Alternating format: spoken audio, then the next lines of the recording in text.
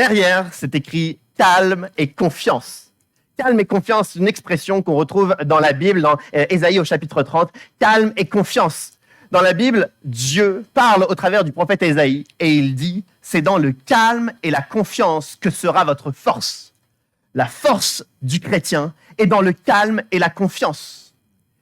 C'est une bonne nouvelle, mais ça paraît étonnant parce que, plutôt, peut-être que ça m'étonne que moi, mais dans ma vie chrétienne personnelle, j'ai l'impression régulièrement que la force du chrétien est dans la délivrance que Dieu peut apporter, et dans les miracles que Dieu peut apporter, et dans les changements de situation que Dieu peut apporter. Et évidemment que Dieu peut faire tout cela, Dieu peut faire des actions belles et bien concrètes dans notre vie, mais il arrive quelquefois que notre situation ne change pas d'un iota, et pourtant Dieu nous propose quelque chose de tout aussi puissant, c'est le calme et la confiance. Alors, je prie, nous prions si souvent pour que notre sphère professionnelle puisse évoluer, que toutes les pressions que nous avons puissent disparaître. Et quelquefois, Dieu le fait, merci Seigneur, quelquefois il ne le fait pas. Il nous offre simplement le calme et la confiance. Nous prions quelquefois pour que des problèmes de santé disparaissent, pour des guérisons puissantes. Et quelquefois, Dieu le fait, merci Seigneur. Et quelquefois, il ne le fait pas. Nous sommes tout autant malades, mais il nous donne le calme et la confiance. Nous voulons redécouvrir que Dieu a diverses façons tout aussi puissantes d'intervenir et le calme et la confiance fait partie des actions puissantes que Dieu est capable de réaliser dans nos vies. Nous ne voulons pas la sous-estimer, nous voulons la comprendre, l'accepter et ressortir de cette période estivale avec le calme et la confiance de Dieu. Amen. Il y a 2 semaines, nous en avons parlé justement de Ésaïe au chapitre 30. Ce matin, j'aimerais qu'on puisse découvrir un autre passage de la Bible. Jésus utilise une parabole et j'aimerais qu'on la découvre ensemble. On va lire dans Matthieu, au chapitre 25, les premiers versets pour le moment. « Alors, le royaume des cieux ressemblera à 10 jeunes filles qui ont pris leur lampe pour aller à la rencontre du marié. 5 d'entre elles étaient folles et 5 étaient sages. Celles qui étaient folles ne prirent pas d'huile avec elles en emportant leur lampe, tandis que les sages prirent avec leur lampe de l'huile dans des vases. Comme le marié tardait, toutes s'assoupirent et s'endormirent. » Et on fait une petite pause à ce moment-là. On vient de lire une partie de cette parabole. Jésus raconte une histoire, une parabole. Une parabole, c'est une histoire fictive que Jésus utilise et qui a pour but de transmettre des vérités, j'ose dire percutantes, peut-être même tellement percutantes que Jésus ne donne pas cette vérité directement, frontalement, parce que peut-être pas audible, peut-être pas compréhensible. Alors, Jésus utilise une image, une parabole dans le but de transmettre une vérité qui va être percutante. Donc, quand on va lire ce passage, il est possible qu'il y ait, je le pense, peut-être que vous allez le penser, mais moi je crois percutante, des vérités percutantes. Jésus utilise une tradition que tout le monde vit à son époque dans un mariage. Voici ce qui se passe, le marié se dirige dans la nuit chez lui pour rejoindre sa future épouse et son épouse est chez lui. Ils vont vivre ensemble la cérémonie et la célébration, mais pour le moment, le marié n'est pas chez lui. Le marié est en dehors de sa maison et il va traverser de nuit le village, pas à pas, jusqu'à atteindre sa maison. Il ne traverse pas son village seul, il y a un cortège d'honneur composé de jeunes filles. Dans certaines versions, Louis II 1910, on parle des vierges, c'est les jeunes filles célibataires qui sont généralement amies de la mariée. Et donc, il y a ces jeunes filles, puisqu'il fait nuit, ils ont chacune une lampe, et ensemble, ce cortège, j'ai dit funèbre ? Non ? Ce cortège d'honneur, j'allais dire funèbre. Ce cortège d'honneur, rien à voir, cortège d'honneur en pleine nuit, avec les lampes, ils se dirigent tous vers la maison du marié. Je vis un mariage heureux, hein. Je dis funèbre, mais je vis un mariage heureux. Et ils arrivent à la maison du marié, et ensemble, toutes les filles qui ont participé au cortège d'honneur ont le droit d'entrer dans la maison, de profiter de la cérémonie et de la célébration. Jésus utilise cette tradition que tout le monde connaît pour parler de ces 10 jeunes filles qui vont accompagner le mari jusqu'à la maison. Dans cette parabole, le marié, c'est Jésus. Et cette tradition est tellement forte, Jésus utilise cette tradition pour montrer que le marié est prêt à inviter dans sa propre maison toutes les jeunes filles qui l'auront accompagné, qui ont eu le courage, la force, la patience de l'attendre, de l'accompagner, de le suivre. Si Jésus est le marié, nous sommes dans cette histoire ces jeunes filles. Nous sommes ces jeunes filles qui ont une promesse. Si nous suivons Jésus-Christ, nous aurons l'opportunité de rentrer dans sa maison. Si au cœur de la nuit, nous patientons, persévérons et nous sommes capables de le suivre jusqu'à sa maison, nous entrerons alors dans une atmosphère de célébration. La promesse que Jésus nous fait, que le marié fait à ses jeunes filles, la promesse que Jésus nous fait à nous d'entrer dans sa maison est une promesse merveilleuse parce que actuellement, nous ne sommes pas tous dans une atmosphère de célébration, dans une atmosphère d'enthousiasme, dans une atmosphère de sérénité. Certains d'entre nous, l'atmosphère que nous avons actuellement, peut-être à cause de défis personnels, peut-être à cause des enjeux sociétaux, peut-être à cause des pressions professionnelles, peut-être à cause des conflits familiaux, peut-être à cause des fardeaux, des charges, des poids que nous portons, nous ne sommes pas dans une période de célébration. Notre maison, notre environnement dégage peut-être énormément d'angoisse, d'incertitude, un sentiment d'être perdu, un sentiment de lassitude, l'impression de devoir combattre encore et encore, défi après défi, période après période. Mais Jésus nous promet dans cette parabole qu'à un moment donné, nous entrerons dans sa maison, une maison de sérénité, une maison de bonheur, une maison de célébration. Et cette promesse, elle me fait envie, elle me donne de l'espoir parce que je prends conscience qu'à un moment donné, les défis que nous avons ici-bas, ils prendront fin. Je me souviens de ce prédicateur qui tentait, évidemment, de façon absurde, mais de façon tellement convaincante, il tentait de mesurer l'éternité. Peut-être que durant 80 ans de notre vie, nous avons des fardeaux, des défis, nous avons des sentiments d'abattement, nous avons des périodes d'amertume. Peut-être que pendant 80 ans de notre vie, c'est difficile, mais Jésus nous promet combien ? 80 ans de bonheur ? 80 000 ans, 80 millions d'ans, 80 milliards d'années de bonheur, de sérénité et d'épanouissement. Bien plus encore, c'est l'éternité. Et ce prédicateur essayait, certes, de façon absurde, mais de façon tellement pertinente, de nous prouver que les défis que nous vivons ici-bas ne sont finalement qu'un claquement d'œil, qu'un battement de cils comparé à toute l'éternité que nous vivrons avec lui. Alors quand Jésus nous promet d'entrer dans sa maison pour une éternité de célébration, ce n'est pas une promesse plan B parce qu'actuellement nous n'avons rien, donc un jour nous aurons quelque chose pour l'éternité. Non, c'est une source d'encouragement, de croire que tout ce que nous vivrons ici-bas, les défis, à un moment donné, ils prendront fin pour s'ouvrir sur une porte éternelle de joie, d'épanouissement, de célébration et de sérénité. Amen. J'ai déjà vu, peut-être vous l'avez déjà vu également, lorsque certains mariages se passent tout dans la même ville, le même village, la mairie est à quelques centaines de mètres de l'église est à quelques centaines de mètres du lieu de réception. Il arrive qu'il y ait des cortèges où les mariés, la famille, les invités marchent de la mairie jusqu'à l'église et de l'église jusqu'au lieu de réception. On les voit marcher. Si vous ne faites pas partie du cortège, vous êtes à l'extérieur, vous les voyez. Et on sent qu'ils sont heureux. Ils ne sont pas encore dans l'église, pas encore dans le lieu de réception, mais ils ont un sourire éblouissant sur le visage. Ils sont presque déjà dans une ambiance comme s'ils vont danser sur le lieu de réception, mais ils sont encore dans la rue. Ils sont joyeux, ils sont enthousiastes. Ils sont seulement dans le cortège. Ils ne sont pas arrivés à l'église, ils ne sont pas arrivés au lieu de la réception. Et pourtant, ils sont déjà dans un enthousiasme particulier. Nous ne sommes pas encore définitivement dans la maison du Père pour la cérémonie, la célébration éternelle. Nous sommes actuellement dans ce cortège où nous tentons de suivre le marié, de suivre Jésus-Christ jusqu'au bout. Cependant, nous pouvons dès à présent vivre le calme et la confiance parce que nous savons les perspectives que nous avons. Nous savons quelle joie, quelle célébration nous vivrons un jour. Alors dès aujourd'hui, nous sommes dans le cortège, nous ne sommes pas encore arrivés au lieu de célébration éternelle, mais dès à présent, Christ peut nous donner la force de rester calme, confiant, tranquille, célébrant Dieu jour après jour. Parce qu'après tout, nous savons ce que nous allons avoir. Le calme et la confiance est possible. Le calme et la confiance, ils arriveront forcément pour l'éternité, mais ils peuvent être vécus dès aujourd'hui par la foi, dans la perspective de ce que nous allons vivre. Je crois qu'il est bon pour nous que nous ayons un regard sur l'éternité.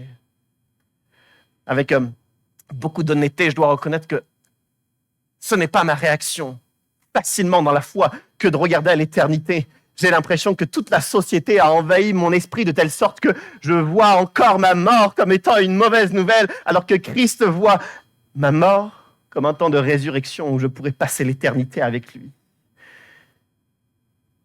Je crois que nous devrions regarder à notre éternité comme le moment où nous allons rentrer définitivement dans la maison du Père pour célébrer à jamais. Et l'ensemble des défis que nous vivons actuellement, ô combien intenses, ô combien cruels, ô combien douloureux, ils prendront fin dans cette perspective. Soyons confiants. Amen. Dans ce passage, Jésus utilise cette tradition. Il parle de ces 10 jeunes filles qui vont suivre le marié. Et on imagine tout l'enthousiasme qu'elles ont, ces 10 jeunes filles. Elles sont certainement habillées d'une certaine façon. Elles ont la lampe parce que c'est leur rôle de cortège d'honneur. Alors, elles ont la lampe et puis elles attendent le marié. Mais le texte nous dit que le marié tarde. Les heures doivent s'enchaîner, le marié tarde. Je me souviens, c'était il y a 5-6 ans. Avec Joséphine et puis des amis, on n'était pas invités au repas d'un mariage, mais on était invités au cocktail et juste avant à l'église. Et on arrive, ça devait être 14h, on arrive à 14h moins le quart. On est avec nos amis, on est tellement heureux, on va voir ce couple se marier. Très bonne nouvelle, évidemment. On est tellement heureux, enthousiastes. Et puis, donc 14h moins le quart, 14h arrive, ils sont pas là, mais c'est normal, souvent dans un mariage, il y a quelques minutes de retard. 14h15, 14h30, 14h45, 15h, 1 heure de retard. On n'en pouvait plus. Toute l'église était pleine de personnes, c'était dans le nord de Rouen. L'enthousiasme de tout le monde à 14h avait disparu à 15h. Je me souviens de cette scène, on avait relevé la tête parce que nous et nos amis, on était tous sur notre téléphone, alors qu'une heure avant, on était tellement enthousiastes. Et je voyais tout le monde était sur son téléphone, regardant dans l'allée on n'avait aucune information, on ne savait pas quand est-ce qu'ils allaient arriver. Ils sont arrivés à 15h30, 1h30 de retard. On n'en pouvait plus. Alors, le couple et la famille, ils sont arrivés à l'église tellement heureux, et nous, on était tous comme ça. On n'avait plus la joie, plus rien, parce que le temps passe et on a perdu l'enthousiasme, l'impatience de voir le couple marié. Même si on les aime, mais ça s'est perdu. Les 10 jeunes filles sont certainement au début tellement enthousiastes à l'idée de voir le marié. Le texte nous dit que quand le marié tarde, tous s'assoupirent et s'endormirent. L'enthousiasme disparaît et elles s'endorment. Elles avaient une mission, celle d'attendre le marié et de le suivre. C'était leur mission, faisant partie du cortège d'honneur, c'était leur mission. Elles n'ont pas réussi à effectuer leur mission, donc elles s'endorment. Elles avaient une promesse, celle de pouvoir entrer dans la maison du marié et célébrer. Parce que leur promesse ne s'accomplit pas, elles s'endorment. Combien d'entre nous, parce que nous n'avons pas réussi à faire la mission que nous avions reçue, celle d'amener nos enfants au Seigneur, celle de résister pendant les tempêtes, celle de témoigner de notre foi, celle de rester fidèle à notre époux, notre épouse. Combien d'entre nous, alors que nous n'avons pas réussi dans nos missions, mission d'intégrité, mission de cheminer vers le pardon, vers une autre personne, parce que nous n'avons pas réussi nos missions, on a commencé à s'assoupir dans notre foi. On a commencé à se refroidir. On a perdu notre passion, perdu notre zèle. On s'est recroquevillé sur nous-mêmes. Et le feu, la passion du départ, parce que nous avons échoué spirituellement, nous avons donc reculé. Et aujourd'hui, nous sommes en train de sommeiller. Combien d'entre nous, parce que les promesses de Dieu ne se sont pas encore accomplies, notre foi s'est fragilisée. Et nous avons commencé à nous endormir. Oh, il y avait une promesse de guérison, promesse de réconciliation, promesse de salut pour notre famille. Il y avait une promesse peut-être d'un appel, d'un ministère particulier. Mais ces promesses ne se sont pas encore accomplies et les heures, les mois, les années, les décennies se sont accumulées. Et nous avons commencé à désespérer. Et aujourd'hui, notre feu, notre passion, notre enthousiasme a disparu. Et nous nous sommes endormis. Quand je vois ces 10 jeunes filles qui s'endorment, à cette lecture, je me suis dit qu'évidemment, nous allions nous poser la question, sommes-nous en train de dormir spirituellement? Mais je suis convaincu d'une chose, c'est que ça ne changera rien que j'ose nous demander, sommes-nous en train de dormir? Parce que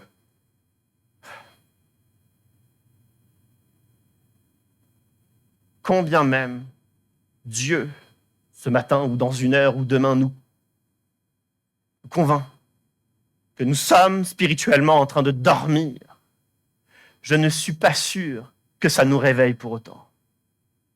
Je ne suis pas sûr que nous déciderions alors de changer notre dynamique spirituelle. Si Dieu nous convainc que nous sommes en train de dormir spirituellement, on va dire « Ah, c'est dommage, on va donc écouter un peu plus de chants de louange dans notre voiture. » C'est compliqué, donc on va lire un peu plus la Bible, ça va tenir 2 jours.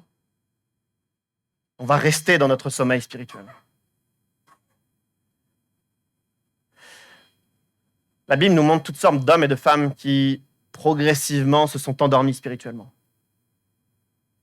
Le roi Salomon s'est endormi spirituellement durant son règne. Et au moment où il a commencé à dormir spirituellement, il a amené l'idolâtrie comme jamais dans toute l'histoire du peuple. Et il a amené la plus grande division politique en sein d'Israël parce qu'il s'est endormi spirituellement. Ézéchias, le roi Ézéchias, homme selon le cœur de Dieu. Dieu le guérit d'un problème de santé, il a encore une 15aine d'années à vivre, mais durant ces dernières 15 années à vivre, il s'endort spirituellement, il s'éloigne de Dieu et ramène l'idolâtrie au sein du peuple parce qu'il s'endort. Samson, juge, homme appelé par Dieu à amener une délivrance, il s'endort spirituellement, il commence à accepter le jeu de la séduction, le jeu de la prostitution, le jeu avec les adversaires, il finit les yeux crevés, esclave pour les Philistins. Que se passe-t-il lorsque ces 10 jeunes filles s'endorment en plein centre-ville à 2h du matin? Est-ce que c'est pas grave de s'endormir? Est-ce que c'est sans conséquence?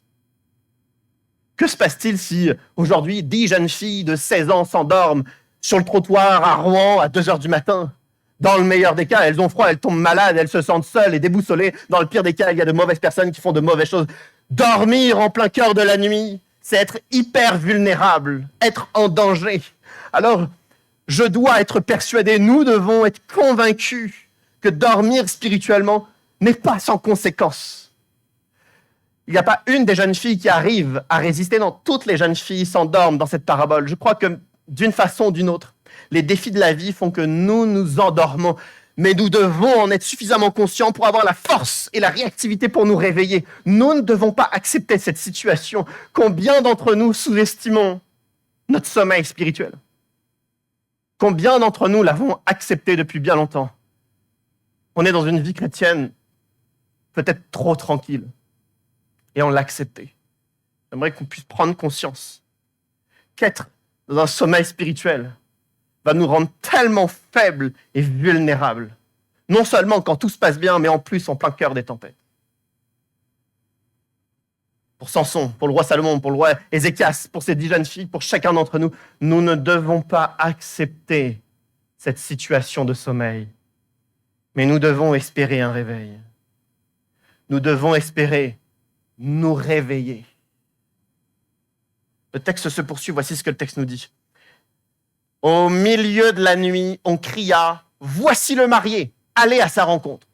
Alors toutes ces jeunes filles se réveillèrent et préparèrent leurs lampes. Les folles dirent aux sages « Donnez-nous de votre huile, car nos lampes s'éteignent ». Les sages répondirent « Non, il n'y en aura pas assez pour nous et pour vous. Allez plutôt chez ceux qui en vendent et achetez-en pour vous. » Pendant qu'elles allaient en acheter, le marié arriva. Celles qui étaient prêtes entrèrent avec lui dans la salle des noces et la porte fut fermée. Le passage se poursuit. Au milieu de la nuit, on cria « Voici le marié ». Il arrive, il a tardé, mais il est arrivé. Je suis tellement heureux de souligner cette vérité, que le marié arrive toujours. Jésus arrive toujours. Il répond toujours. Il parle toujours. Ce qu'il a annoncé, il l'accomplit. Et je suis tellement heureux de le dire parce que nous pourrions trop souvent baisser les bras et nous endormir faute d'intervention de la part de Dieu, faute de réponse de la part de Dieu. Mais nous devons prendre conscience que sa fidélité est infaillible. Il répond forcément. Il parle toujours. S'il annonce, il fait. Et nous devons en être persuadés. Nous ne devons jamais l'oublier. Peut-être faute de connaissances, nous ne comprenons pas toujours ces retardements. J'aimerais rappeler 2-3 points important sur la réponse de la part de Dieu. Premièrement, le timing de Dieu est parfait. Même s'il tarde, il est parfait. Ici, le timing de Dieu, le timing du marié est plus tard que ce que les jeunes filles pensent.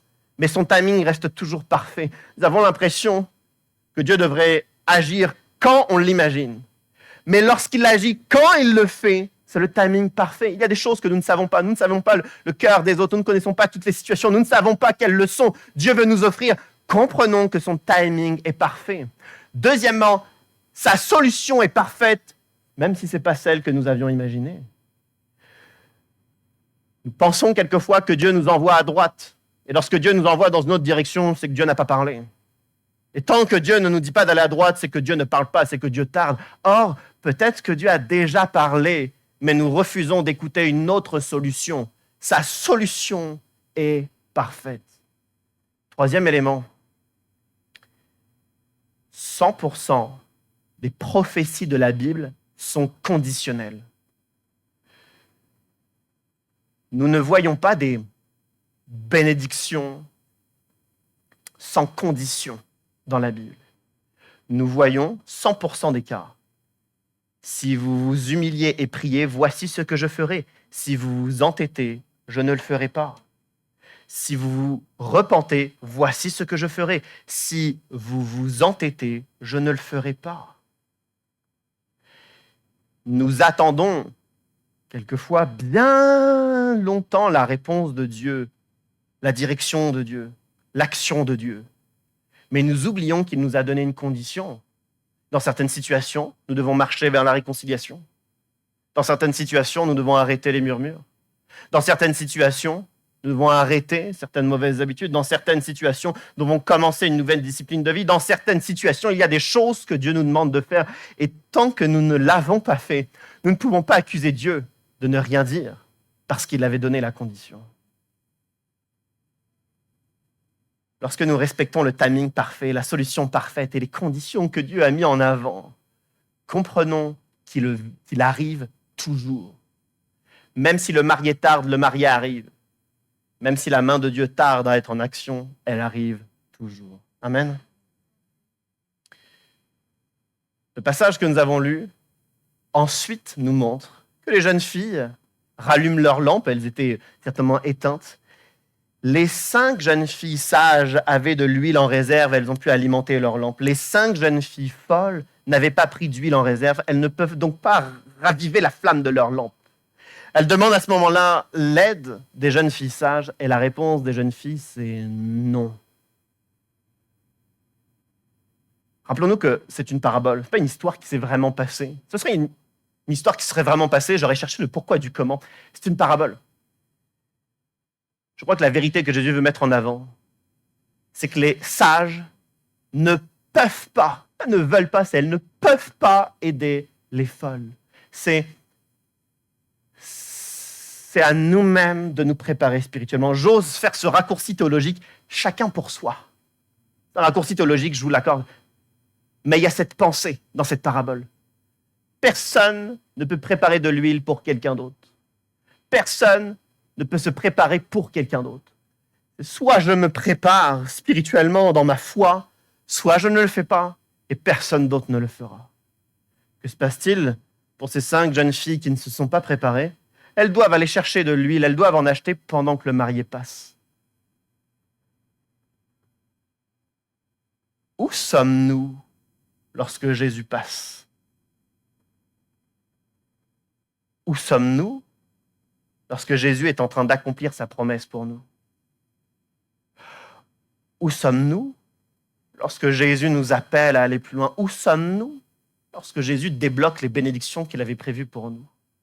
Est-ce que nous sommes là parce qu'on s'est préparé pour cela, parce qu'on s'est conditionné pour cela, parce qu'on est resté persévérant pour cela?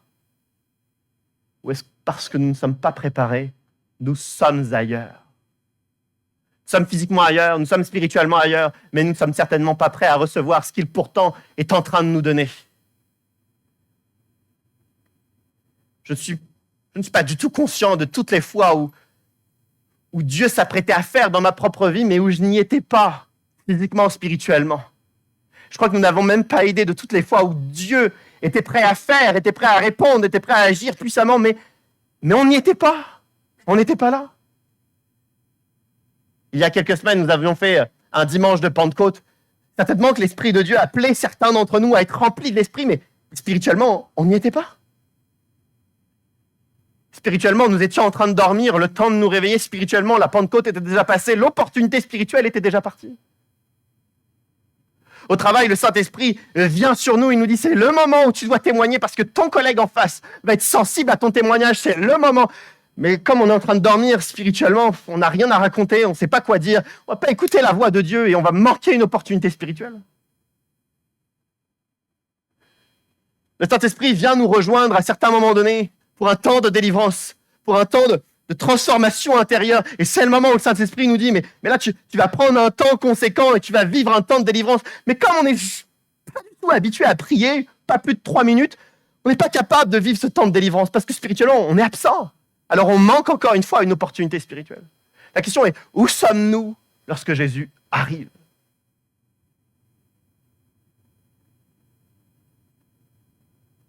Certains, ils le savent ici parmi nous. Chaque mercredi soir à la réunion de prière, Dieu est présent. Et j'ose dire qu'il y a même certaines réunions de prière qui ont une onction différente, qui parlent de façon différente. Vous le savez, il y a plusieurs mois maintenant, je nous ai défié à rafraîchir notre participation à la réunion de prière de l'Église. Certains l'ont fait, que Dieu continue à vous bénir. Certains ne l'ont pas fait et je veux vous encourager à nouveau. Parce qu'il y a des moments où le dimanche on parle et puis on entend les besoins des uns et des autres qui sont des besoins importants, qui sont des problèmes lourds. Et ce que je pense quelquefois à l'intérieur de moi, c'est « tu serais venu mercredi dernier, tu n'aurais même pas exprimé ce genre de problème parce que tu aurais eu la solution si tu serais venu mercredi dernier. » Et comme certains d'entre nous, on est absent lorsque Jésus passe. On ne peut pas saisir les opportunités qu'il nous donne. Que nous puissions prendre conscience qu'il y a seulement 5 jeunes filles qui ont pu suivre Jésus parce qu'elles se sont préparées. Et 5 jeunes filles qui ont manqué le marié parce qu'elles n'étaient pas prêtes. Je dois me préparer parce que j'estime ne pas être assez prêt. Nous devons nous préparer parce que Dieu estime que nous ne sommes pas prêts. Le passage se poursuit ainsi. Il se termine ainsi. Plus tard, les autres jeunes filles vinrent et dirent « Seigneur, Seigneur, ouvre-nous » Mais il répondit « Je vous le dis en vérité, je ne vous connais pas. Restez donc vigilants puisque vous ne savez ni le jour ni l'heure où le Fils de l'homme viendra. » Je vais demander à l'équipe de louange de revenir en avant. Ce passage se termine ainsi. Je l'ai dit tout au début, c'est une parabole, donc Jésus va peut-être donner des vérités tellement percutantes qu'il va devoir utiliser une parabole pour donner sa vérité. Et voici la dernière vérité que Jésus transmet à ces 5 jeunes filles qui n'étaient pas prêtes, à ces 5 jeunes filles qui n'ont pas pris d'huile, à ces 5 jeunes filles qui n'étaient pas prêtes. Le Seigneur de cette maison, le marié, Jésus-Christ, leur dit « En vérité, je ne vous connais pas. » Alors, j'aimerais oser dire que lorsque Jésus raconte cette parabole, il y a tout le monde, il y a les disciples, mais il y a aussi la foule, un peu n'importe qui. Et donc, peut-être que ces 5 jeunes filles, ce sont des personnes qui ne sont peut-être pas chrétiennes, qui n'ont peut-être pas la foi, qui sont rejetées parce qu'elles n'ont pas choisi Christ. C'est faux. Dans cette parabole, il y a juste les 12 disciples à ce moment-là. Dans les paraboles présentes, il y a tout le monde, mais dans cette parabole, il y a que les disciples. Jésus parle à des disciples. Jésus parle à des chrétiens. Jésus parle aux 12 personnes les plus engagées à cette époque, aux 12 personnes qui ont abandonné toute leur vie pour suivre Jésus, aux 12 personnes qui ont prêché la bonne nouvelle, aux 12 personnes qui, dans le nom de Jésus, ont fait des miracles. Ces 12 personnes-là, Jésus leur dit, il y en a certains qui ne sont pas prêts, et lorsque viendra l'opportunité spirituelle, Jésus leur dira, je ne vous connais pas. Je crois que nous devrions nous préparer à nouveau. Sortir de notre sommeil spirituel. Dans ce passage, on voit une réserve d'huile que les 5 jeunes filles sages prennent pour alimenter leur lampe. Très souvent dans la Bible, on voit que l'huile est symbole d'onction, de présence de Dieu, la présence du Saint-Esprit. Et je crois que ce n'est évidemment pas un hasard. Il y a à la fois la présence du Saint-Esprit au travers de l'huile dans cette parabole et également cette conclusion « Je ne vous connais pas ». Je crois que c'est lié. Parce que lorsque nous connaissons intimement, relationnellement, fréquemment, lorsque nous rencontrons Dieu, le Saint-Esprit vient sur nous. Et il nous inspire. Et il nous donne le calme et la confiance. Et il nous donne les forces pour traverser les tempêtes.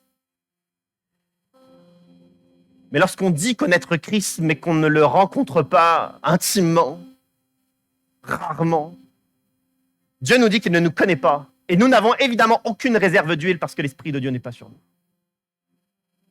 Le Saint-Esprit vient lorsque nous avons cette relation régulière et intime avec lui. Alors la plupart d'entre nous,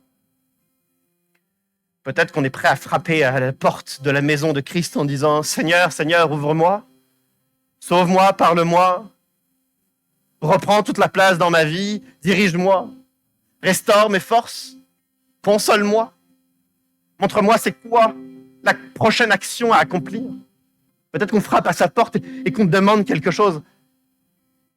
Mais la seule réponse que Christ va nous donner, c'est « Sois, je te connais, entre dans la maison de ton Père. » Ou « Je ne te connais pas. » Alors voici la réponse que nous devrions apporter dans la présence de Dieu, dans notre présence intime avec Dieu. J'ai besoin de te connaître plus. J'ai besoin de m'assurer qu'intimement, Dieu, je te connais.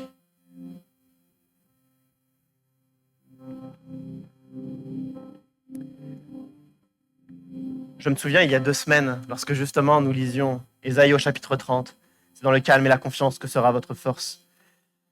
On l'a dit, et j'en suis encore étonné, que dans tout ce chapitre, Dieu, au travers du prophète Ésaïe, ne donne aucune méthode. On aurait pu imaginer, plan A, commencez par vous repentir, ensuite faites un jeûne et prière, ensuite déchirez vos vêtements, ensuite retournez à moi. Il n'y a aucune méthode, il y a juste une seule chose que Dieu demande à son peuple, retournez à moi, retournez à Dieu. Et lorsque je vois cette parabole, il y a une seule chose qui est conclue, c'est Christ nous connaît, Christ ne nous connaît pas. Et alors je veux que cette réponse de Christ à ces 5 jeunes filles folles puisse, sans aucune culpabilité, mais résonner en nous et que ce soit un moteur pour nous de vouloir le connaître plus encore. Qu'il ne puisse pas nous dire « je ne te connais pas », mais que nous puissions aujourd'hui choisir de nous réveiller. Choisir de nous réveiller.